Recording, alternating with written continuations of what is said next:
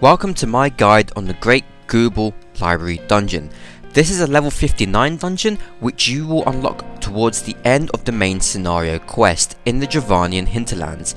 We'll be burning through majority of the NPC encounters in this dungeon as you don't really want to multi-pack pull anything.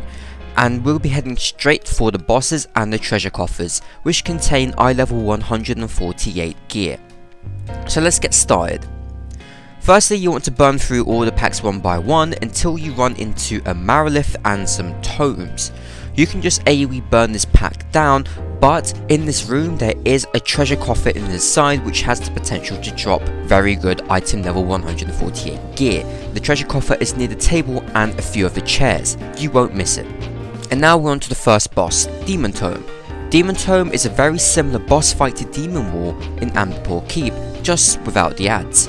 And even the AoEs are exactly the same, but if you get caught by one you do receive a heavy and a slow, which you must avoid, and this is very important. Avoid the AoEs and the edges, followed by the one in the middle. Very straightforward, exactly like Amdapor Keep. The only difference this time is a mechanic known as Disclosure. Demon Tome will close his book, and you must run behind Demon Tome, otherwise you will get killed. This is why it is important not to get hit by the AoEs, otherwise it will make movement in this boss fight very difficult. He also has a skill known as Winds of Winter, which turns the ground into ice and makes you slide across it. It can make moving around it rather difficult, but it's also pretty fun. Not a difficult boss fight at all. After a few attempts you'll get used to it. The first pack will be 2 Spandules. Remember to collect the treasure coffer on the left.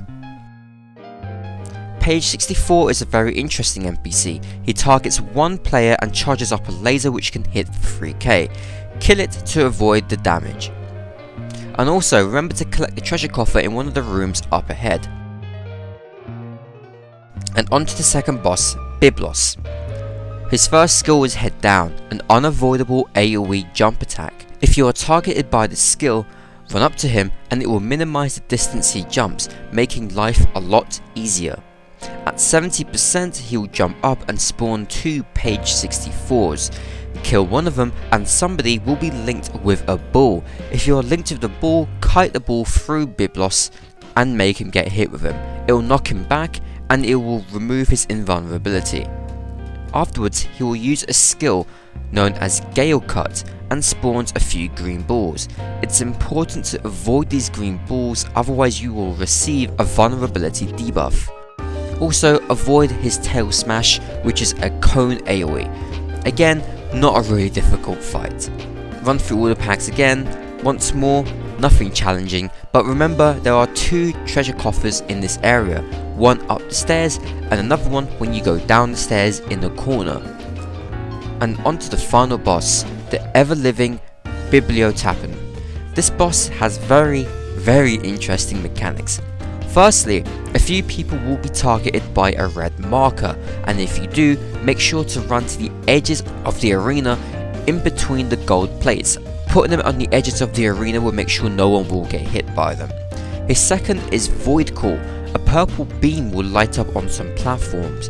Depending on the amount of beams on the platform, that many people need to run there to nullify its effect. If you do not nullify the platforms quick enough, a mob will spawn. So if there's 1 beam, you'll need 1 person on there. If there's 2 beams, you'll need 2 people, and 3 means 3 people. So on and so forth. Directly after Void Call, he lets off 2 large AoEs, avoid them, and continue on to the boss. Rinse and repeat until the boss is dead. Nothing hard at all.